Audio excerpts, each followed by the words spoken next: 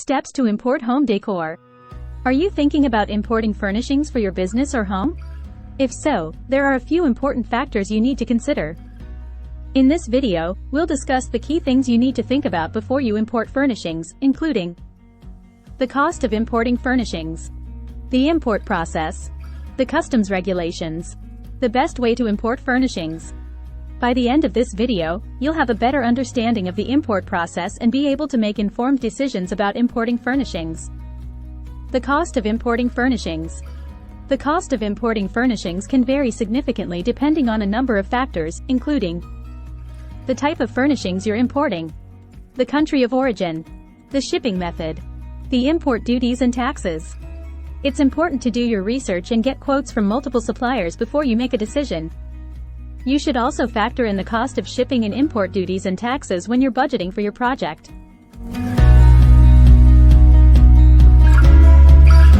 The import process can be complex and time-consuming.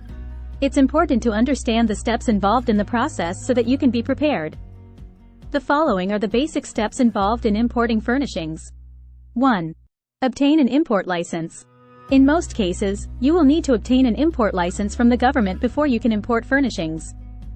The requirements for obtaining an import license vary depending on the country you're importing from. 2. Declare your goods to customs. Once your goods arrive in the country of import, you will need to declare them to customs. This involves providing information about the goods, such as their value, quantity, and country of origin. 3. Pay import duties and taxes. You will also need to pay import duties and taxes on your goods. The rates of duty and tax vary depending on the type of goods you're importing. 4. Clear customs. Once you have paid the import duties and taxes, you will be able to clear customs and take possession of your goods.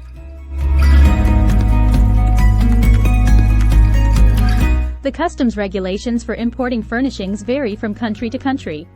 It's important to be aware of the specific regulations in the country you're importing to.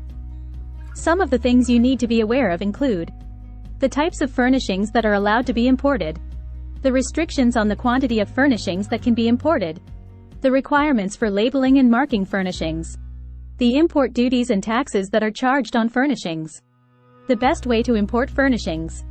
There are a number of different ways to import furnishings.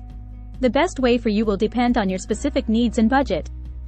Some of the options you have include direct import. This is the most common way to import furnishings.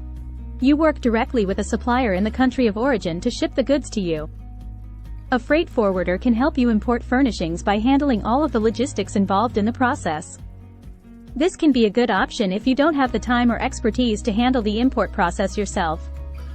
A customs broker can help you with the customs clearance process. This can be a good option if you're not familiar with the customs regulations in the country you're importing to. Importing furnishings can be a complex and time-consuming process, but it can also be a great way to get the furnishings you want at a good price.